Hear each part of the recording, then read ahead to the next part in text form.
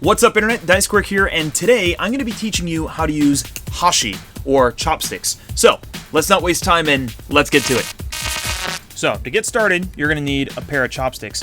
In this video, I'm using the steel chopsticks, which if you're interested in buying a pair of steel chopsticks, I'll put a link in the description of this video as well as in the pinned comment below, specifically to just like a really nice pair of steel chopsticks. And in addition, if you don't have any chopsticks right now, then that's perfectly fine. You can use some pencils that are just about the same length, or even like straws, or go outside, find two sticks that are about the same length.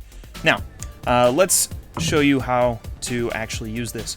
First thing you're going to want to do is take the chopstick and put it into this groove in between your thumb and your index finger. And then put your thumb up.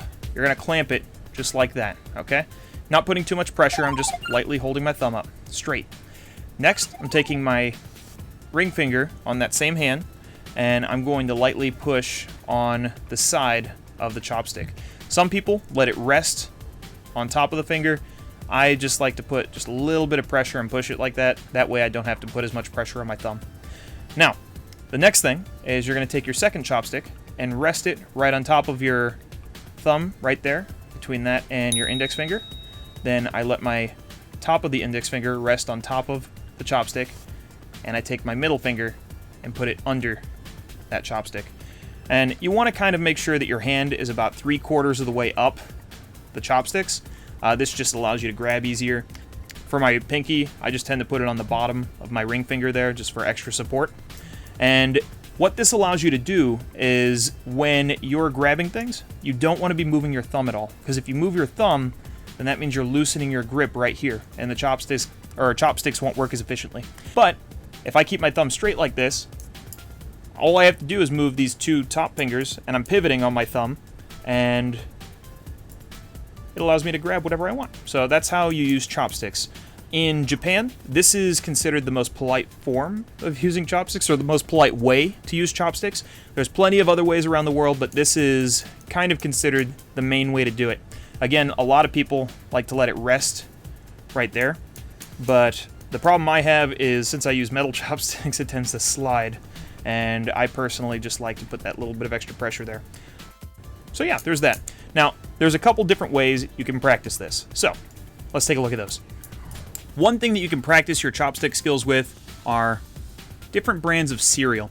First off, I don't know about you, I like dry cereal, but cereal tends to have like a nice rough texture, and it also can be in a lot of different shapes and sizes.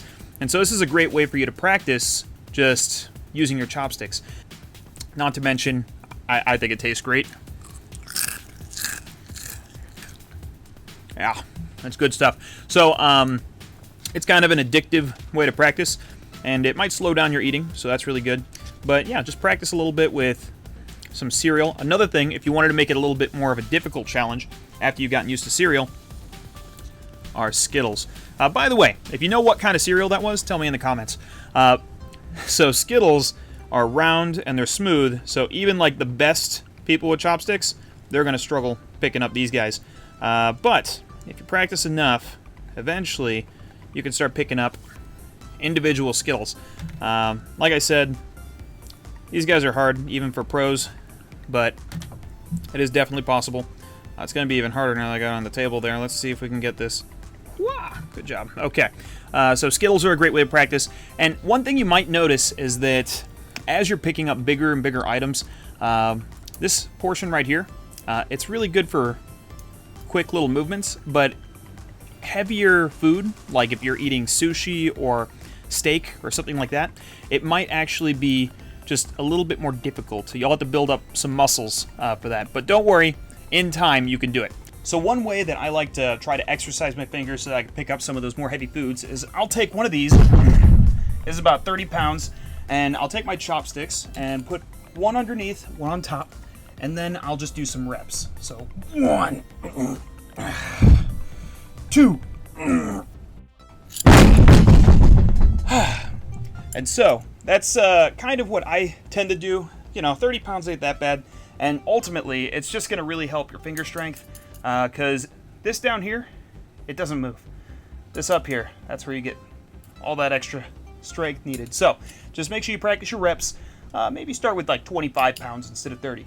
But yeah, let's move on. And now that you've learned how to properly use your chopsticks or hashi, it's probably best that you learn some proper Japanese chopstick etiquette. And as it turns out, we actually just posted a video on Japanese chopstick etiquette, where we teach you the do's and don'ts with your chopsticks while you're over in Japan.